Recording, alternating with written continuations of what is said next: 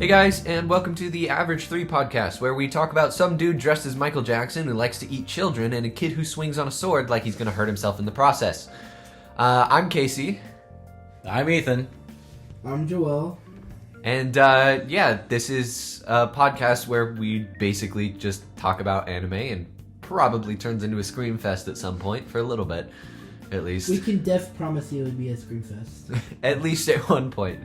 And this episode is on an anime that I believe we all hold like close to our hearts, Demon Slayer. It's kind of been like the big modern anime recently, and the animation is nuts. It's cracked. Godly, bro. Oh, yeah. Godly. Peak. Oh, definitely. They're like, what's a budget?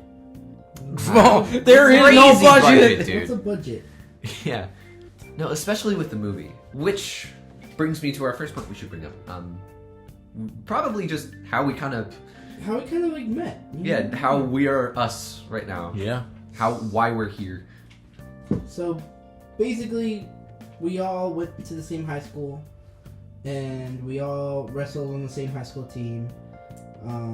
We just, every sport, if you guys done sports, every sport, or even like anything for that matter, you kind of have like a big banquet at like the end of the year, just to celebrate all your achievements or anything like that.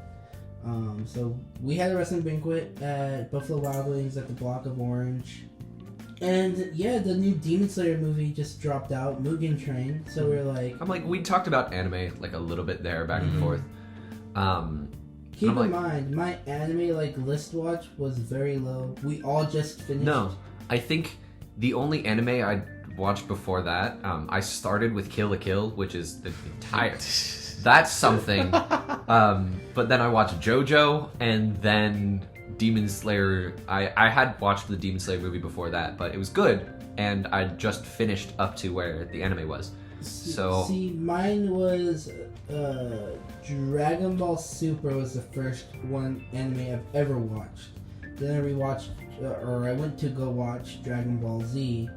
I didn't watch the original Dragon Ball just because it didn't interest me much. And I realized I didn't really need to kind of watch anything there to know the story. And then what's it called? I watched Naruto right after, and me and Casey watched Season 1 of Demon Slayer when it dropped. I'd say I watched Season 1 of Demon Slayer specifically when some of my friends had a random ticket on the last day or on opening day. They're like, you want to go? And then I didn't have the context. So you spread watched it kind of? Yeah, no. Over the weekend there was 24 episodes. I think I was done on Saturday, and I started on Friday. It was I was on that. By the way, we call it Ethan E. So if you ever hear E, you know that. You were the one who didn't watch it. You went in blind, right? I went in completely blind, so I watched Dragon Ball Z on the Nicktoons at the time. Oh, that's so real, though. I know, dude. That was my introduction to it, and not just that. My dad got me into it because he was a big Dragon Ball fan, and I never watched Dragon Ball itself, only Dragon Ball Z or Dragon Ball Z Kai. It was, and the gas. Yeah, exactly. And I didn't really watch anime to that point. I didn't really care for it at the time. So when they invited me to go see it, I was like, all right, I'll go see it. Then... Yeah, so literally we were sitting at the table at Buffalo Wild Wings, like I mentioned earlier. And Casey over here was like, hey, you guys want to go watch the Demon Slayer movie? Did I say it exactly like that? Probably. Yes, you did. Yes, you did. I probably did. 100% you did. And so we did, right then. Yeah, all four of us literally leave the banquet early just to go watch this movie. Mm-hmm. Which brings us to our next point about the ticket purchasing. Ethan, y'all want to take over? I'll do the honors. So basically it went down like this. We are going into buying the tickets. We got the tickets, and we before we asked, do you want to see it in sub or dub? And we're like, we'll just see it in dub. Because I watched season 1 in dub. Yeah. So I keep in mind, up till this point, I watched every anime I've watched in dub. Yeah, and I think at that point, you'd only watched in dub. Yeah. Yeah, which I think was really funny with the events that would turn to occur shortly after that. That would occur right now. So we go into the theater. We see the beginning credits. Then it hits. Why is it in Japanese? Why is there subtitles? It was silly. It's so funny. Literally, I look over at Casey and I'm like, why are there subtitles? I was just like Japanese. I was like, I don't know. Is it like only sub showing or something? Because I think it was Theater 17. Yeah. The guy hands us our tickets. We're like, we want to watch in dub. The guy hands us our tickets and he's like, okay, dub is in Theater 17. Like, so we went into like 16 or 18 or something. Like right no, next to no, it. it was we the walk in 17. Yeah, that was We walked in 17. the right theater. Yeah. I think he pressed the wrong button when he was handing us our tickets because literally we walked in the right theater. And that happens. And I look over at E and I'm like, bro, what? Keep in mind I have no experience reading subtitles while they're talking. Mm-hmm. So my eyes were slow. So I didn't even read everything until like they're already on the next sentence and I'm barely halfway through the first. So I'm catching chunks. So yeah, that happens. And then yeah, we just basically watched the movie in sub. Pretty much. Such a gas movie. That's why I was so happy to see it a second time. And honestly, without the context versus with the context, that whole like movie is so much more emotional. How many times did you see that movie at the time? You watched it like 4 times. You watched it like 7, right? We're not going to talk about that part, all right? Casey's a very popular Yes, man, he guys. is. He's Oh, very am I? popular. Oh, I watched it with like you guys specifically, like 3 out of like the 5 times I've seen it, I think.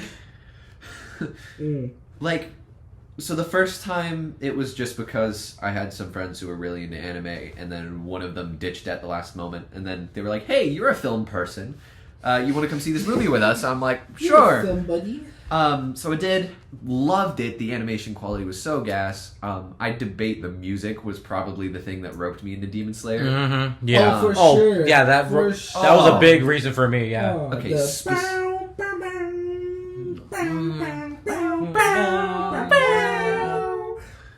Okay, no, specifically, the one scene I'm talking about is specifically how the music rises and is a lot more climactic when Nezuko is beginning to like rise up, fight against Enmu as he takes over the train and everything, right? And then she gets trapped by, for lack of better words, meat tentacles. Pretty much, yeah. Yeah. And then you just hear the music just drop. You see the outside of the train begin to like flash with this electricity. And then like you hear this like small like Japanese like drum. I don't know the specific name of the drum. I'm probably gonna get this wrong, but maybe like a taiko drum, right? You hear it like slowly begin to build up, and then you hear like the bass and everything, the guitar come in, the riff, and then Zenitsu just blasts through there like it's nobody's business, and I like literal shivers. I will protect you, Nezuko. Literally, all asleep. Nezuko-chan. That just a blank stare from Nezuko, just that single frame, just I love when her eyes just go straight just black when her and eyes, black. it's like I will protect you, Nezuko-chan. It's And just then her a eyes dot. are just beady. Literally. It's so gas. it's just a dot, just No, and I think specifically that's one of the things that roped me in anime was just its sense of humor, because they're not afraid to go like strange with the animation to do it, and I think that's why I like anime, because it's a bit expressive in that regard. The thing that I always tell everybody is like, there's always something for you, Mhm. no matter what. There's always something that you'll find that you will like, and that's kind of like what I love to tell everybody, because everybody's like, oh no, like I'm not a big fan. I'm like, trust. there's something Find out something there. you That's true. like. I'm like, there's an anime about pirates. There's Pirates on a boat. There's an anime about just pure cooking. Gordon Ramsay type. There's an anime. I wouldn't classify Food Wars as that. but That's more. sure. That's a mature content. You know Mature. what I mean, yeah, no. there's an anime that's just pure fighting, just pure spirit bombs. You know which one I'm talking There's about. an anime where it's just a girl It's sleeping. That's it. Literally, you know. Oh, you were telling me about that. Yeah, I told you about Yeah. that one. There's literally an anime about like actors on Hollywood, right? Of what they go through. Mm-hmm. Yeah. So, Literally, there's something for all of you guys. Title of that one's a very much lie, though. And I think My idol, more like my ass. Like, whoa, whoa. And I think kind of like I think Demon Slayer was kind of like our gateway into like. it was our gateway. Yeah, drug, it was the gateway. Was the gateway drug. Yeah. Yeah, and I mean, from there we all find something that we like. Like, Joel, for you, that's One Piece. For me, that's Chainsaw Man. For E, that's ReZero. Like, Hey. To prove your point, there just always will be something By the way, out it's there. not One Piece anymore. It's One Peak. One Peak. All right. Peak Saw Man? All right. No. It's at not there all. yet. Not there yet. That's Not right. at all. It's still The just, manga is it's Peak still Saw Man. just- No, manga. Yeah, that's I peak. don't You can care. call the manga Peak I don't Saw Man. care. It's One Peak or nothing. Okay, you losers. I don't see a Chainsaw Man sticker on your car. I see a Luffy sticker on your car. That's actually... That's valid. That's valid. So it's a One Peak. Hey, but Alright. look at my I don't phone care case about right your now. phone case. Ah? I don't care. It's what's on the car that matters. Okay, On the car. fair enough. Or I'm if it's waiting- tattooed. Anyways, this oh, episode's yeah. not, I this do have a episode- persona tattoo. This You don't need to episode's say. not about One Piece or One Peak, Mhm. but But anyways. it's a good introduction. Mm-hmm. let's Um, kind of now deep dive into. Let's deep dive Yeah. into Demon Slayer. So I think, Dun, dun, dun. especially with us and the way that we just talked about it, most people would probably start from season 1, episode 1. But I Mhm. kind of want to start from the movie, especially since we've already done a little bit of analyzing into it. But just overall, I think it was a really good movie, and especially looking at how good it did in the box office. Like, Yeah. something about like 500 million. It broke records. Right? Yeah, it it was is- the top For grossing the anime highest movie. yeah, I was gonna It say is still the grossing. highest grossing anime movie, I believe. No, I think One Piece Red took over. I wouldn't be surprised. Yeah, One Piece I Red, think yeah. One Piece Red took over when it dropped, but at the time, it was the highest grossing film in the box office and the highest grossing anime film Of in all that time. box Yeah, office. of all time. Of all time at Yeah. that time. So, just what were your guys' thoughts? Just overall.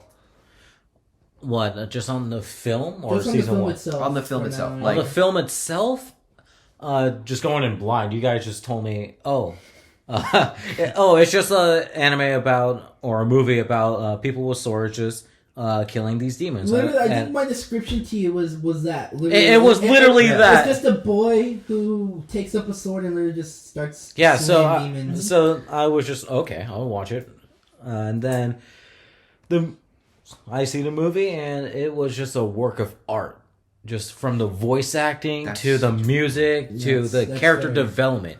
It's easy to get attached to the characters, even if you have no Just to idea. have them ripped away. Just to have them ripped away. Yeah, to that point as well, you said it's so easy to get connected with the characters. I think that's something that the Demon Slayer movie did well that I think is a bit different from a lot of anime movies. Mm-hmm.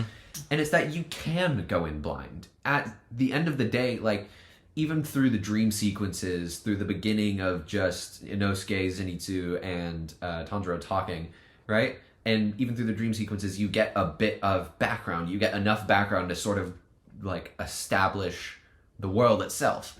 So if you had no clue what Demon Slayer was, you could still appreciate this film. Mm-hmm. And, like, they were very quick to establish that Rengoku's, like, the sensei type, and then tear my heart out, and tear his heart out, actually. And stuff like that. They didn't tear his heart out. They teared his guts out. His stomach out, that's true. Do not disrespect Rengoku. Hey, but before that, he was feasting. I Umai! Umai! Umai! Umai! He was feasting though. Yeah. He was. That's just become a joke between us as a... That was literally like the That was- opening scene that It we got literally of it. was. Yeah. Umai! And I'm like, yeah, if you look back at the anime, it's like you get like a few seconds of him being like, oh yeah, let's just kill the demon. Right? And He it's had a like, smile on his face. Dude. Yeah, kill demons. yeah, I know you have an emotional The attachment. child, the demon! Killer! Yeah, it's Literally. like, I know that is your sister and that you want to protect her for all that is eternity because you have a family bond and it's a conditional love, but that. That we live by the code, die by the code, kill the demon. Real. But anyways, my take on it. I mean, I 100% agree with you. Just very good, very emotional. Mm-hmm. If it just even from the beginning, even that opening scene when the master is walking the grave of the fallen demon slayers, and that's just very emotional in itself. And I feel like that now looking back, that foreshadowed what was gonna happen. It changed all the world building. That foreshadowed what exactly was gonna happen. And that's the one thing Demon Slayer is also very good at, is foreshadowing. Mm-hmm. In my opinion, Demon Slayer is very good at foreshadowing. What were we gonna say? I still remember the only thing I took away. Yeah, the beginning scene was fine. Was just Inosuke just flying out of the train. Oh, challenge the train. I will fight you. Literally, and Zenitsu holding on for dear life, bro. That shit was hilarious. But see, that's what I mean. From like the comedy scenes to the emotional scenes to just like the base scenes, everything's so well rounded about it. It's not a nice balance. It's not too much like comedy. It's not too much emotion. It's not too much drama. It's perfectly well balanced. Mm-hmm. And I think the style of the animation kind of helped that as well. Yeah, it did. It's like there's a very few specific scenes that it's like when it wants to get cartoony, it can get cartoony, but when it wants to get serious, it definitely gets serious. And a lot of I know it's an animated film, but a lot of like the set choices in the way that they developed it from the manga was just such like attention to detail in a bit of way. Like I grew up with Kingdom Hearts, and that idea of like the cloud area with just like water on the bottom reflecting has always symbolized serenity for me. So when you see that in a film that you're completely unfamiliar with, it's still such a trope that kind of brings the idea of being calm to life. And I think there's a lot of that in the movie itself. But that does kind of bring me, now that we've kind of analyzed everything all the way around. By the way, hold on, before we move on. By the way, that was also the time where the best demon was ever dropped. Oh, dude. Adaptation.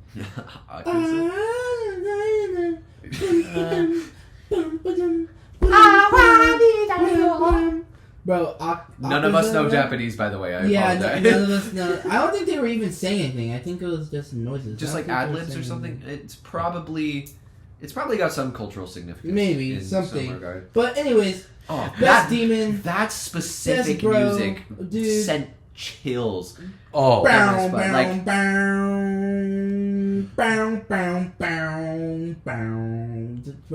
you just knew he was in for trouble. Bro, when you heard the guitar playing, bro, literal boss fight music. When a anime character is being introduced with guitar music, shit's about to it's about to go from 0 to 100 in 0.01 seconds, bro. Like, you already know.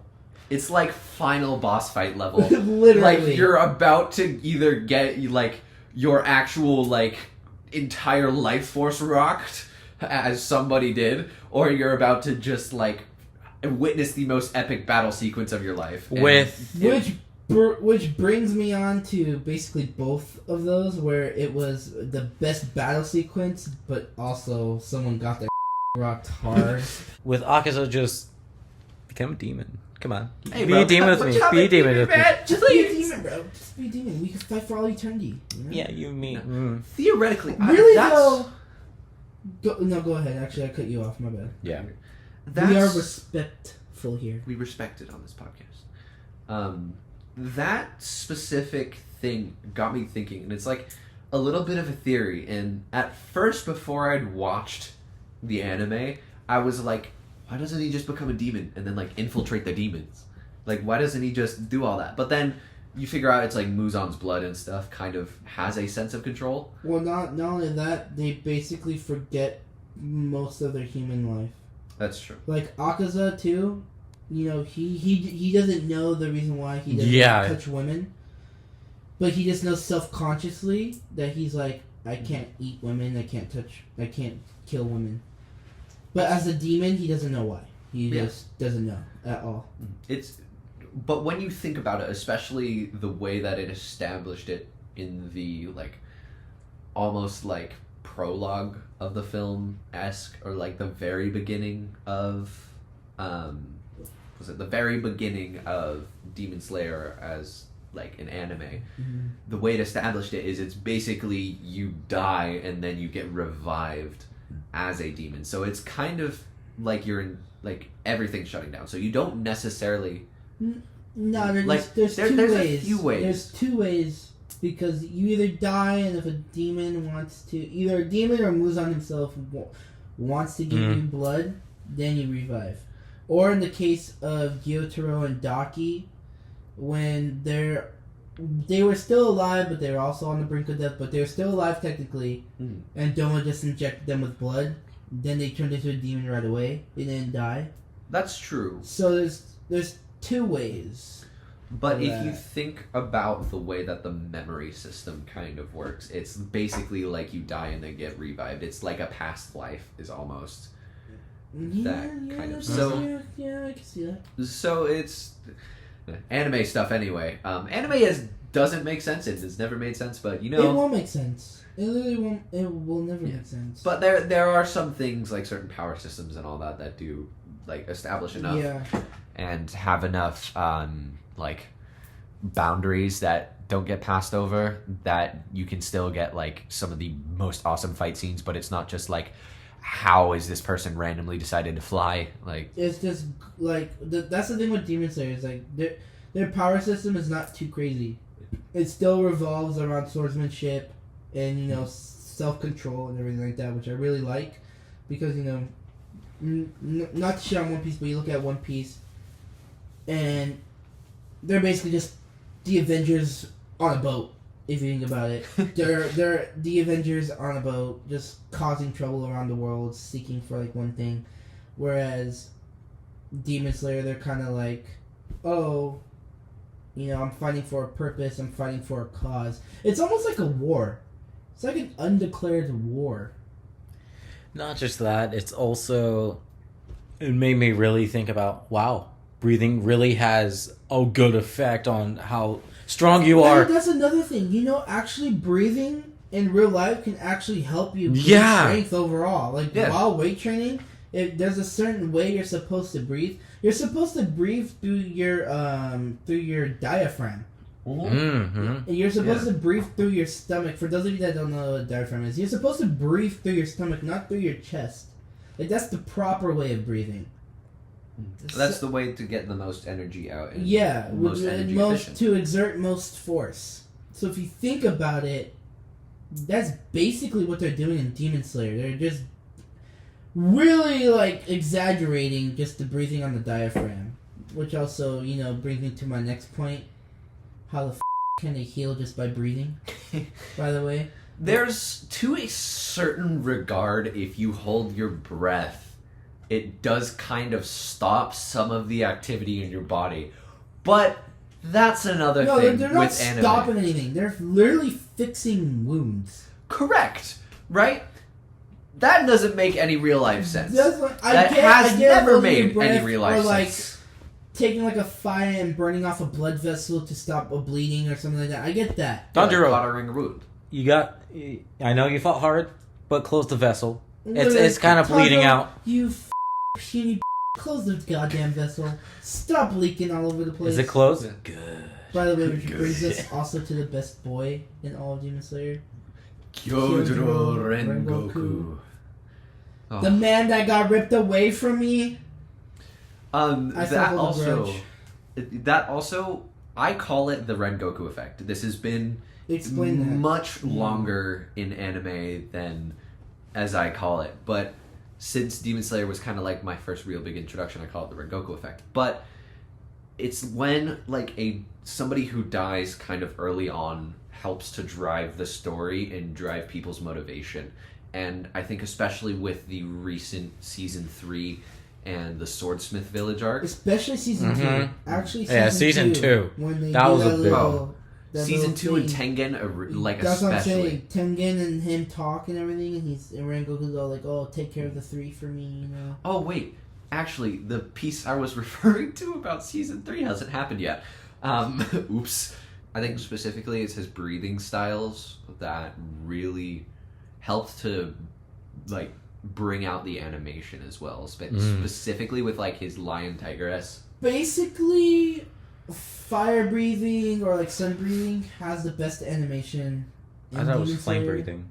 No, that's true. Flame breathing and sun breathing. Oh, okay. I could try and debate to you about like sound breathing or mist breathing. Nah, sound breathing was cool, but it was more like explosions. Yeah, it wasn't much. Yeah, it was flashy. It was flashy, yeah, but it wasn't really like in my opinion, goated. That's true. But it was flamboyant.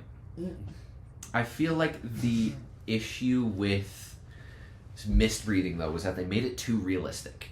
Agreed. It was a bit too like, oh wow, that is actually like fog on my screen. Oh wow, that is actually like water. Then but it was like. To be fair, that's the point. No, that's but true, I wish it was the green fog from the manga.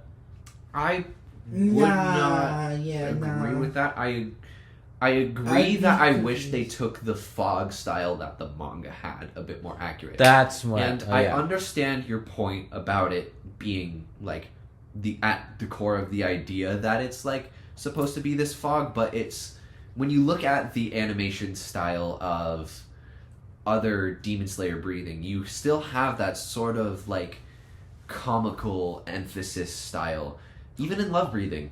But you still have that like outline, you still have that established in the world. It just almost felt disconnected to have like realistic looking mist. I really think flame breathing had a realistic look. Sun breathing, not so much. Sun breathing is a bit like much.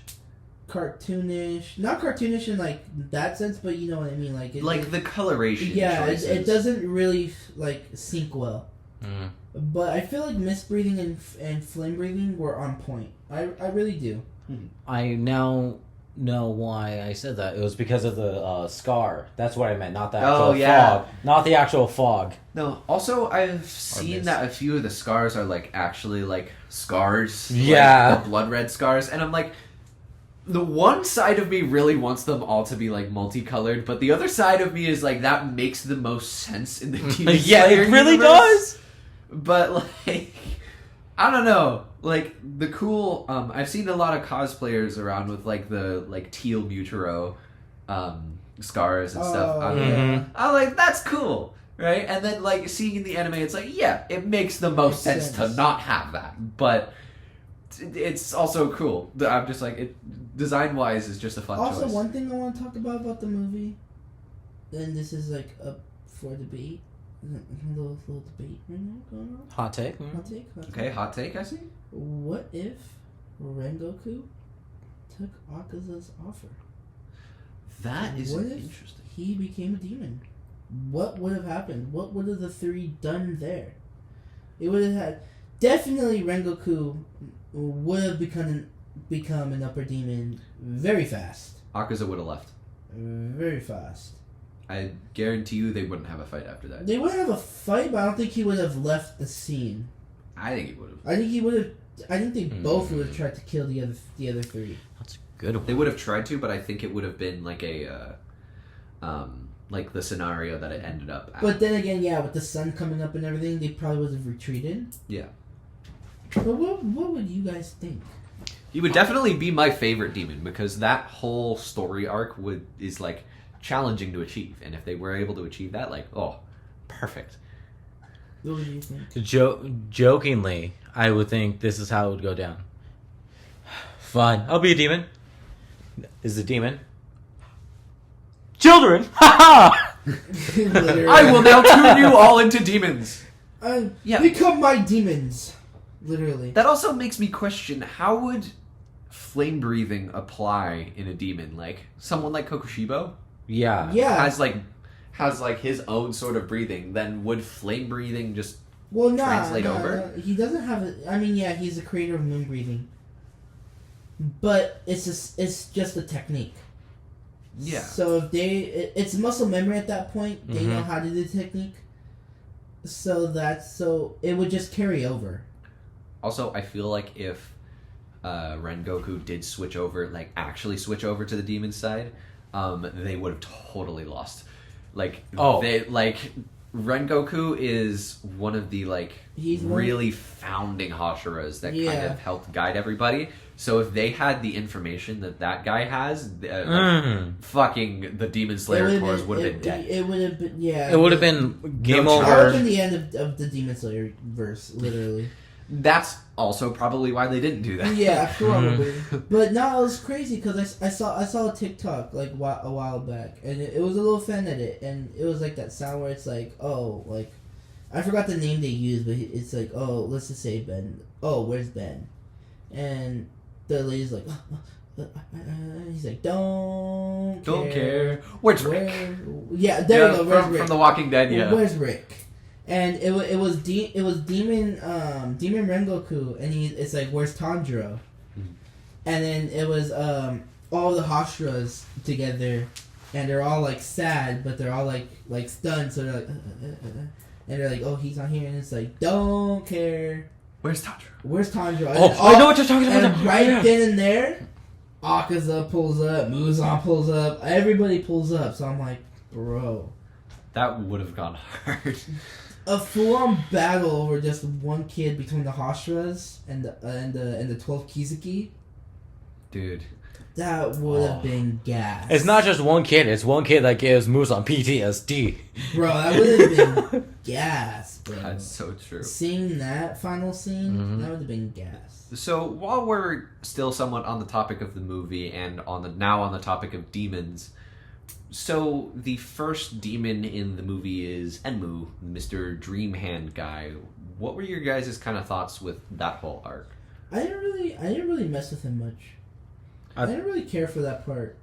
I mean, it was cliche to right when we found out that Tanjiro can escape by killing himself. I was like, all right, it's game over. Right, it's done. I didn't really suspect anything to happen like bad. I was like, okay, he's gonna get slain. It is what it is. Cool. To be honest with you, I felt like it was the most outrageous of the demons that are currently outrageous. Like the most why the hell is he a train? Like that was the whole part I was confused on. I didn't really get that. I will admit I liked the idea of the dream sequences and him being able to kind of send people into their dreams and kill them in their sleep. Like that whole idea is such an interesting little quip to play off of, and especially develop an entire character off of. But then when you get to oh, by the way, also my flesh is part of this moving piece of steel. Makes no sense. It's a little out there, and it's which is why that worried me at first. And I'm like, because it's not his blood demon art. That's true. And then, so it didn't really make sense. Oh yeah, it was Muzan's, huh? No, it's not Muzan's to take over anything. I feel like, but at the end of season 1, he got a little bit of Muzan's blood. It is sort of like that infatuated his powers and kind of allowed him to extend. That's what I was leading toward. And honestly, his strategy as if per se I was a demon and I wanted to get blood, his strategy was actually kind of gas, because turning yourself into turning basically your stomach into a train that people get on consistently, that's a really easy way to get a lot of food. But at the same point, it's establishing that from the movie, and especially having that be your first real instance of a demon. It's really made me, at least when I was watching the movie for the first time, it made me concerned as for what was going to come next. Why are demons like this? And I don't think there's been a demon as what the is this since each demon has kind of had their own thing. Akaza, a martial artist. Yeah. And I mean Hatengu was a little strange with splitting, but we also got that with Gyutaro and Gaku. We didn't really get a backstory on Hatengu, nor what was that vase demon's name again? Gyoko. We didn't really get a backstory on them how we usually do with the other demons. It was kind of just, oh, they're demons, This is why, boom. Hatengu was the one with the big bulge on the forehead. Okay. Big bulge. Not the big button. Yeah. And what were your guys' opinions on like the idea that like the dream sequences as well? For Enmu? Just for Enmo's arc. What do you mean? Like, you know, when like everybody goes into like the dream world? The dream world and everything, and I think especially showing their ideal worlds was a really easy way to connect. Like I said, it was alright, kind of cliche. It was, but showing their ideal worlds was like a really easy way to get people connected to the characters. And I think the idea of like Tanjiro having to consistently commit suicide in his dream was such an interesting plot point. That was crazy. Yeah, no, I was so like, bro, suspenseful. even if I knew I was gonna come back alive, bro, I don't think I would still have the balls to I would hesitate so often. Slit my throat, bro. So easily. I wouldn't want to go through all that. And this man, literally after the first time, just went, yeah, like, just slit his throat, no hesitation asked.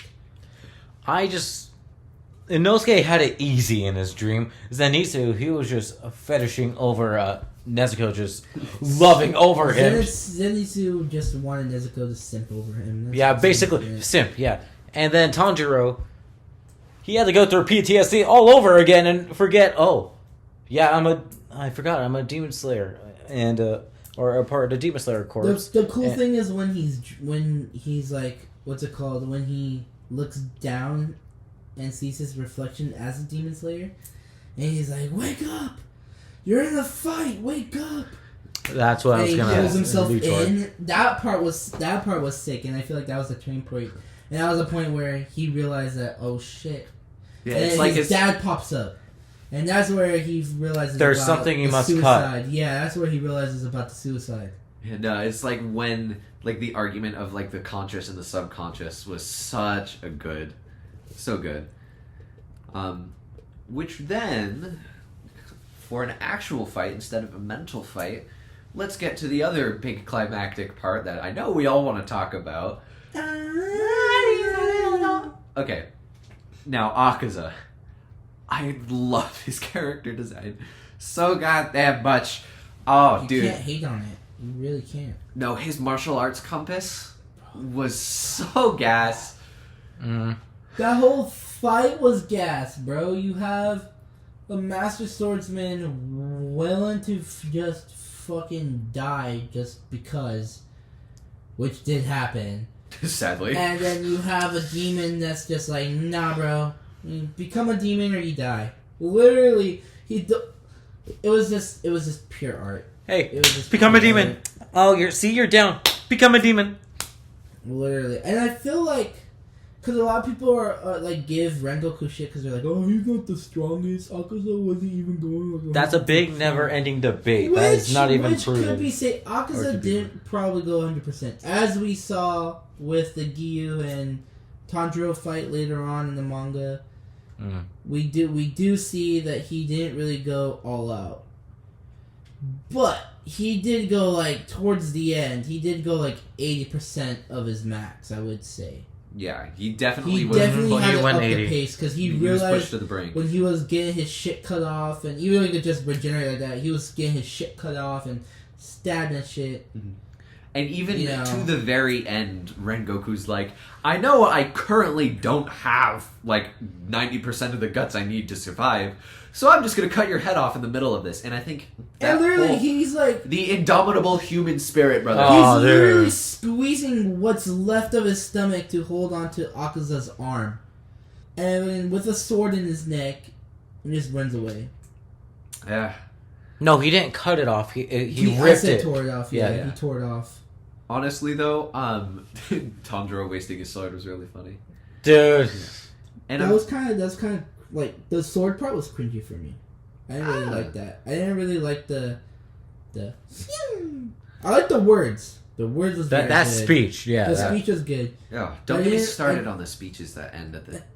Dude, dude, the speech. I'm telling you this now. Oh wait. Did I fulfill my purpose? You did me proud, son.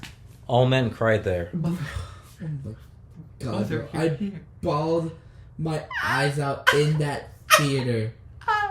I didn't the first time. I didn't the second first time. time. I did it after I watched season 1. Once I had the context, I did. Oh god, I dude. bawled my eyes out, bro. I literally could not stop crying. Like, it was hard for me to stop crying. Chandra's tears followed ours.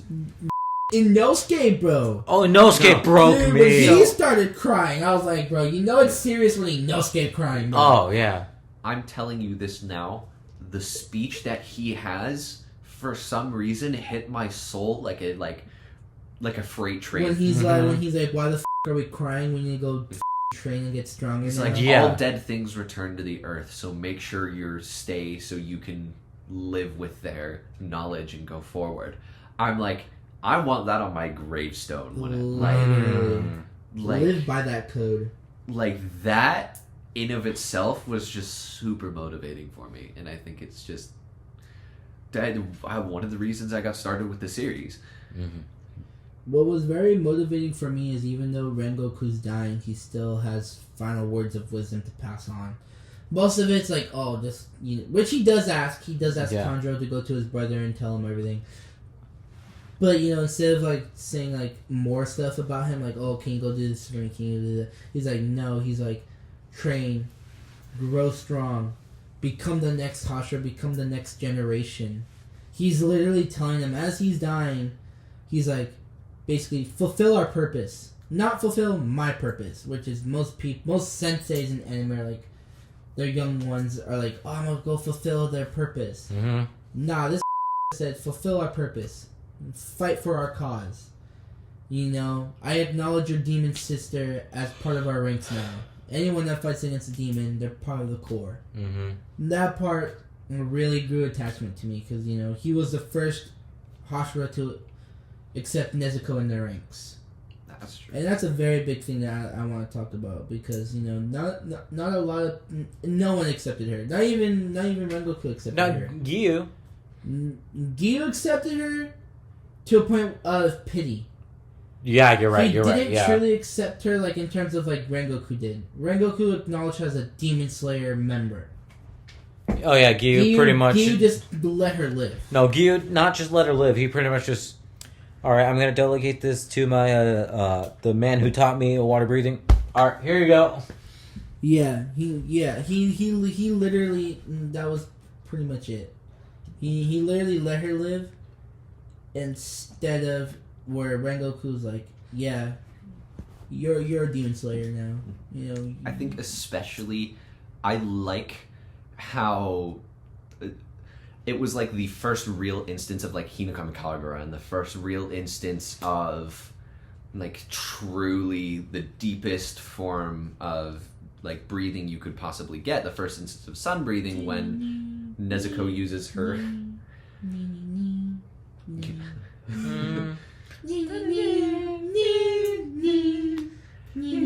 Do I need to bust out my keyboard? Oh, already? Oh, that soon? All right. I bawled tears at the end of the episode because that hits, especially when you have a sibling. When she's tied up on the Spider-Man, Dude. she's like, blood demon art, exploding blood. Oh my god, dude. And Tanjiro going through that is like, jump if you're gonna die. And like, whoosh. Da da da. And when I think who was it? It was Shinobu that stepped on Ryu's Haori? Ruiz, yeah. Ruiz. It was her, and he's like, don't you dare step on his Haori. Yeah. Masterpiece. Perfect. Basically, guys, all of Demon Slayer is masterpiece. You know, Yeah. This masterpiece. Real. I think specifically translating all of that into a cinematic theater production was so good. Mm-hmm. And just, I think the music is really what drives me, or what drove me in the beginning to start Demon Slayer, and still what, like, drives me even as we brought up at the beginning of this. But that, that credit song. I have it on my playlist. I do too. I do have it on my... Let me see if I can find it. I'll play it for you. Oh, dude. It was straight... Straight tearjerker, bro. Straight tearjerker. Alright. yeah, that whole just ending was so powerful. Just showing all the screenshots and then ending on. Oh my god, dude. It still gets me emotional. Ending on the hilt of Rengoku's sword, waiting all the way to the end and seeing just in like a little bit of like brightness. What I like about, you know, fast forward. What I like about season 3 is that the new sword that Tanjiro's about to get has the hilt on it. Has Rengoku's hilt on it earlier, dude. Oh and my god! And it's not only like the hilt; it's also what's his name? The creator of Sun Breathing. I forgot. I forgot his name as well. I forgot his name, but the Yoroichi, right? Yeah, Yoroichi. Yoroichi's sword. Not only that, you know, this is gonna be gas. It's so. I think. Especially the symbolism in that is so powerful. I love how, like, out of everybody, bro, he still holds, like, Rengoku, like, with the utmost, like, respect. He's like, nah, like... This... That was the first instance Tanjiro got to see of somebody really giving their life for what they believe in. And I think that was just... That really was the driving factor for the 3. Set the tone for the rest of the series. And I think especially going into Tengen was so powerful.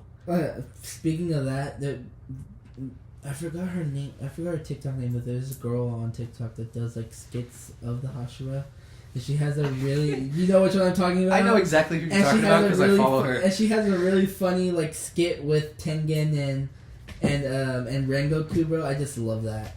And it was funny because they did a skit, and it was Tengen's birthday. And she's all like, she's playing Rengoku, and Rengoku's like, Tengen's like comes over and she's like, oh, Rengoku, we're gonna have the most flashiest birthday party ever. And he's like, and they're supposed to be best friends. So he's like, I'm sorry, best bud, but I have a mission. And he was like, what mission? And Rengoku's like, oh, there's some mission on a train. And Tengen's like, all right, so when you get back, we're gonna throw the most flashiest party, right? And he's like, of course. And this cuts there. That's the end of the video. But in my head, I was like, nah, bro, dude, that's so dirty. Oh, that's something else I completely forgot to bring up. But was it the extra episode when they translated it into a series in the very beginning? Oh, that was just like, I found that pointless. I'm sorry. It was straight up. I found it pointless. It was filler. I found it to be a ripoff. I don't understand how we've not brought this up yet.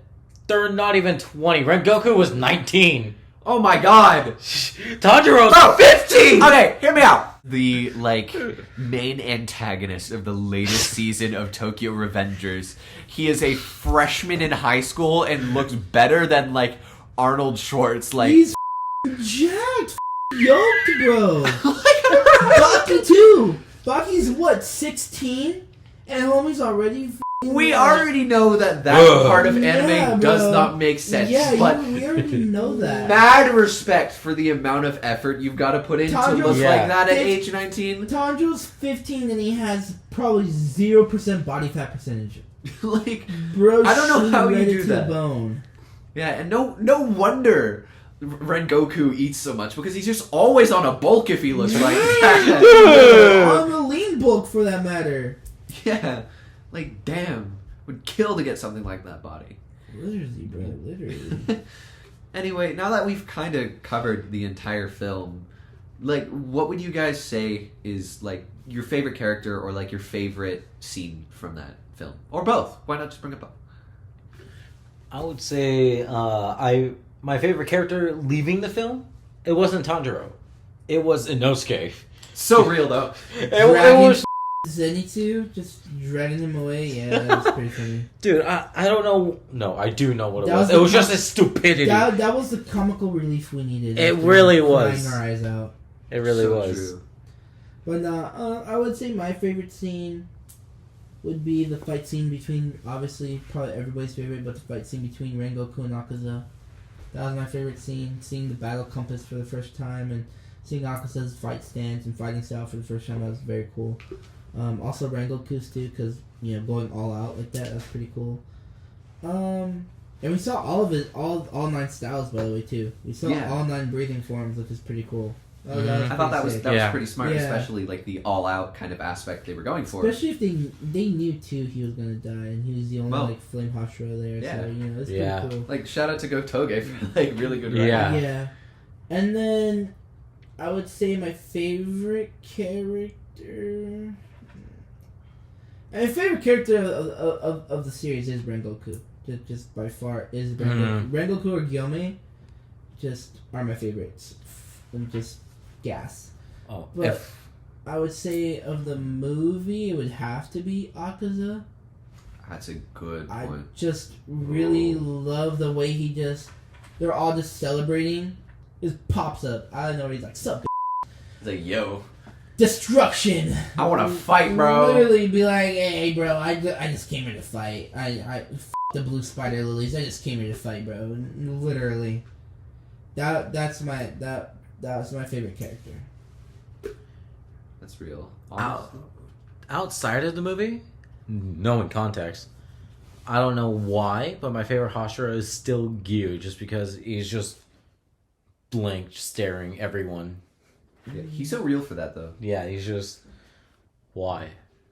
So, my personal favorite character in this series is still and forever will be Muichiro.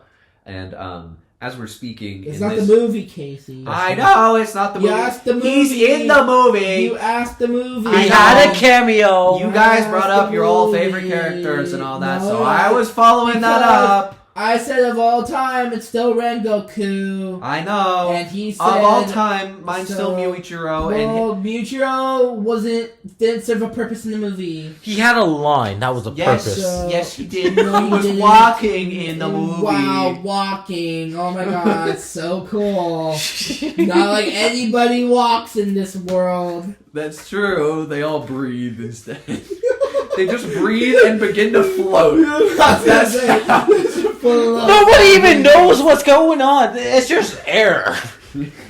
Everybody in the Demon Slayer verse can fly. Let's just be honest. What's your favorite character from the movie that served a significance? Okay, let me finish my sentence first, and then I will answer your question. No, it's not the movie. Overall, of all time, my favorite character is still Muichiro, right? I mean, as we're talking, I literally have... His sword is currently in the room we are talking. Which, by the way, has the most basic sword ever.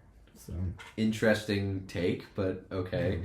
In the movie itself, though, coming out of it the first time, I would have to agree with E here. Inosuke was my favorite. I think especially seeing the two sides of Inosuke, who's very power-focused, the very much comical relief, and then seeing... when power isn't enough, and kind of crumbling to this, like, we have to live on sort of vibe. I still say this, his speech at the end of the film really clicked with me. Yeah, that. My favorite scene, though, did kind of come from my least favorite character in the movie, Zenitsu. And I brought it up in the beginning, but still... When he's cutting everything? What's that? When he's cutting everything? Yeah. When he finally... establishes when he has that perfect musical drop and the perfect like riff right there when he saves Nezuko and boo there's only one right answer. Boo. Oh my god, fight scenes, like exactly. Boo. Yours was a fight scene too. I know. What are you talking about? I know, but mine was more specific than the entire fight. Boo. Mine had the best soundtrack. Mine had the best characters. Boo. I would disagree about the soundtrack. It did have the best characters. What are you talking about? What exactly? Bro, when this came in... I'm kidding.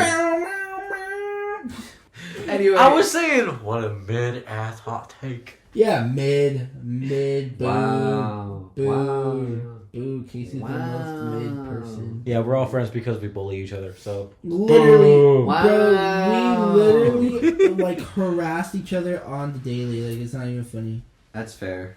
Hey, E, at least I have more of a life than you because you watch anime all of the time. Oh, damn. Is that bad? Damn. No, because that's really useful for this podcast. Yeah, that's very to be honest with you. See? So, you know what, Casey? We're the losers. He's the winner in this That's concept.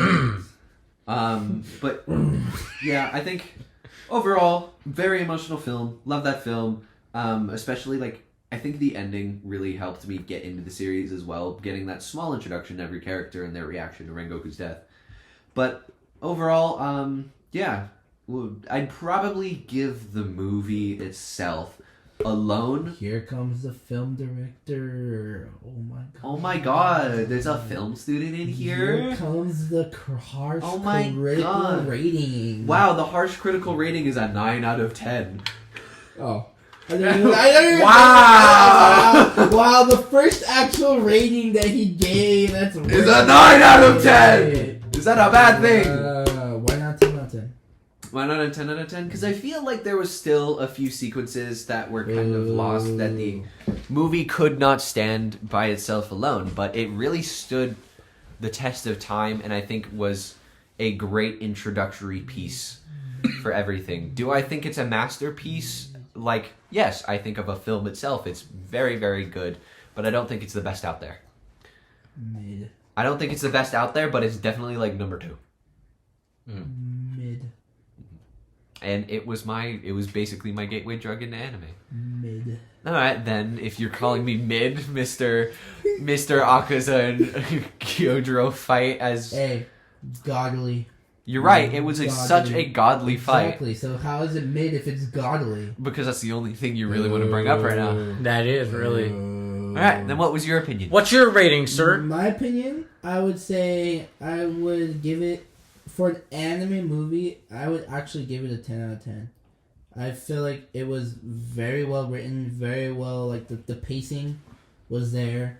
Everything, just from down to the music detail, down to the panels, down to the, to the animation, just everything about it was really good. You don't have complaints about it. Like, it's That's fair. There was nothing to complain about. From every fight scene that we saw, from even the most boring part, which was the Emu part, even that was amazing. Like, just His hand, bro. literally, just holding up his hand and be like, go to sleep. Iremuri. Yeah, I mean, yeah, like, it was just dope. Just everything to the last wire was really good, and that's why I honestly, like I said, for an anime movie, give it a 10 out of 10. Fair enough. Your turn. Let's hope you're not mid like Casey. Oh my god, I didn't give it a perfect score? What? Wow. A 9 out of 10 is Well, still... you're gonna hate me. Boom! You're gonna hate me. Uh-oh. Throw this cup at you. You're agreeing with me? You're agreeing with me? Yeah! You're the mid one! That's it. Yeah! That's it. We're done. We're done here. Bye, guys. Wait. Goodbye. Anyway. These two losers don't know how to give an accurate scoring. Okay, Mr. Film Student Wannabe. What? Who says I'm a film student? What? I said wannabe. What is... Wannabe? Wannabe? Why did you give it a 9 out of 10? Why? Because I didn't, at the time, I did not want to give something I seen for the first time, especially if it's a gateway, a 10 out of 10 right away. But what would you give it That's now? such a lame reason. But it's still no. a 9 out of 10 for me. Only because, yes, the point you made, I agree with. And it's not just that, it's... and I still have just a little nitpicky thing with the pacing. For me, just because I've seen it so many times, that it seems it just goes by quick, and I wish there was just a slightly slower pace. That's my only nitpicky. Very nitpicky. That's fair enough. You mean like a little bit more time with like Rengoku? Yes. That's what I was... Yeah, I That's don't what I blame mean. you. I enjoyed the pacing. I feel like it was enough with enough action. I was gonna and- say the pacing was very good. Yeah, I and it was enjoyed still Yeah, very I'm not, good. I'm not complaining about like anything Well, about that. But you do have a point, especially since that was the only real time Rengoku got the spotlight, and then Yeah. died at the end of it. But yeah, I think that's good. I like this movie. You Watch guys the are movie. Losers. Both of you guys are losers. Fine, Okay. we'll just make it better. 9.5. Okay. Anyway, on that note, I hope you guys have enjoyed the first episode of the Average 3 podcast. The drums of liberation have come to end this series.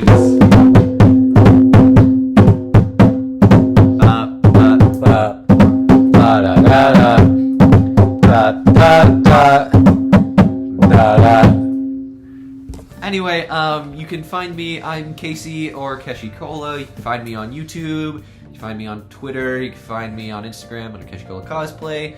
I'm basically online a bit. I run the YouTube channel, and look forward to hearing all of you guys out after this episode releases.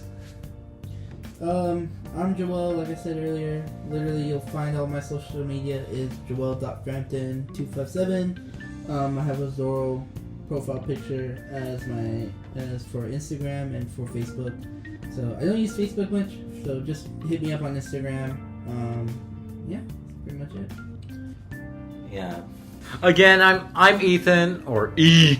You can find me through our Instagram at Averag3 podcast, and you can hit me up through there. And that is average with instead of a 3 or instead of an E, a 3. Any closing words, guys? I love you guys. I love you too. Let's slay some demons and keep it going. I will see you guys next time. Bye bye.